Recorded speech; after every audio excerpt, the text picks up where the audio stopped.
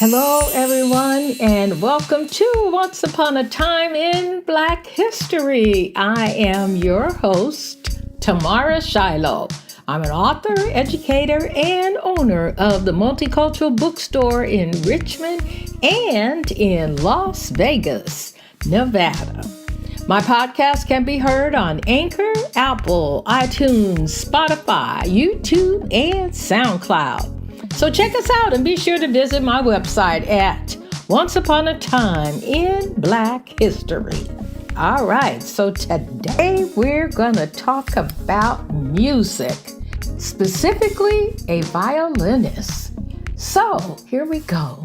19th century Black instrumentalists held a special position in America's rural South. In the antebellum slave quarters, according to historian Paul Cimbala, they earned status of a folk elite because of their contribution to community life. By post-Civil War times, though, opportunities for Blacks to break into music genre as professionals began to swell in the northern cities. Joseph Henry Douglas, concert violinist and grandson of abolitionist Frederick Douglass, would be among the first. Not much has been recorded about Douglass' early life. He was born in Washington, D.C.'s Anacostia area. He was the only child of Charles and Mary Elizabeth Douglass, who lived to be an adult. He developed an interest in music early on as he was influenced by his father and grandfather. Both men were amateur violinists. He was formally trained at the New England Conservatory. Now that's in Boston, and it was called, and later they named it the Boston Conservatory. This influence and training would lead him to become one of the first African-American performers to be nationally and internationally renowned. It was at age 22 that he received his first break as a concert violinist. He performed at the 1893 World's Columbian Exposition. That would later be Chicago's World Fair. Several Black performers had joined together during the event to celebrate Colored American Day. Really? Douglas's groundbreaking performance drew a large crowd of followers. It proved a leap to prominence. The world was beginning to know and appreciate his talent. After the exposition, he, a then sought-after performer, became the first Black violinist to make transcontinental tours. He was lauded by the press as the most talented of the race.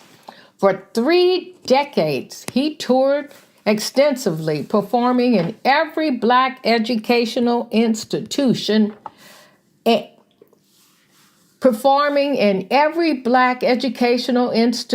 and a significant number of churches. He also played in performance halls across the country to white audiences. Now, imagine that.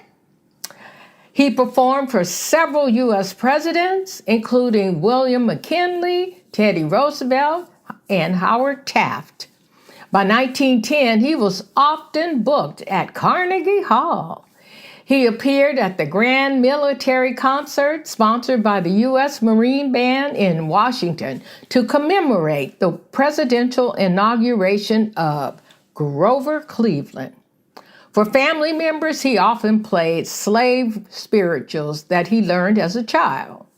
In 1914, he made recordings for the Victor Talking Machine Company, a record company and phonograph manufacturer headquartered in New Jersey.